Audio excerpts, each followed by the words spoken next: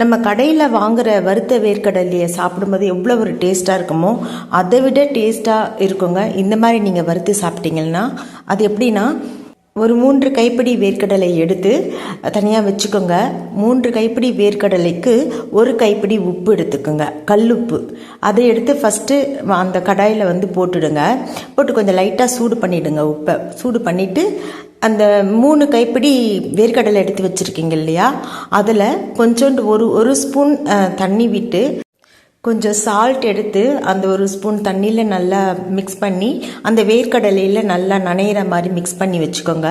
ரொம்ப நனைஞ்சிடக்கூடாது வேர்க்கடலை, கொஞ்சம் லைட்டாக மேலே நனையிற மாதிரி ஃபுல்லாக எல்லாத்தையுமே மிக்ஸ் பண்ணி வச்சுக்கோங்க. அதுக்கப்புறம் அந்த கடாயில் கல்லுப்பு சூடாயிட்டு இல்லைங்களா, அதில் போடுங்க இந்த வேர்க்கடலையை. போட்டு நல்லா மெதுவாக வருங்க. அனல் கம்மியான ஒரு மீடியம் சைஸ் அனலே வைங்க. கொஞ்ச நேரம் கரண்டி எடுக்காமல் அப்படியே வறுத்துட்டே இருங்க. லைட்டாக நெருப்பு மீடியம் சைஸில் வைங்க. கொஞ்சம் லைட்டாக வறுத்துட்டே இருந்தால் அதுவே கொஞ்சம் கலர் மாறும், நமக்கே தெரியும். அது கொஞ்சம் சிறுக சிறுக வெடிக்கும், அதோட தோல்லாம் வெடிக்க ஆரம்பிக்கும், கலரும் மாறிடும். அந்த ஒரு பக்குவம் நமக்கு தெரியும்.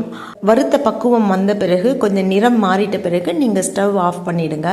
ஆஃப் பண்ணிவிட்டு ஃபேனில் எடுத்துகிட்டு வச்சுருங்க. அதை நல்லா ஆறின பிறகு தான் உங்களுக்கு நல்லா வறுபட்டு இருக்குதுன்றது தெரியும். ரொம்ப டேஸ்ட்டாகவும் இருக்கும். அதை நம்ம ஒரு டப்பாவில் போட்டு வச்சு எப்போ ஒன்றாலும் யூஸ் பண்ணிக்கலாம். 1 வாரத்துக்குள்ளே யூஸ் பண்ணிக்கலாங்க. ரொம்பவே நல்லாயிருக்கும். ட்ரை பண்ணி பாருங்கள். தேங்க்யூ.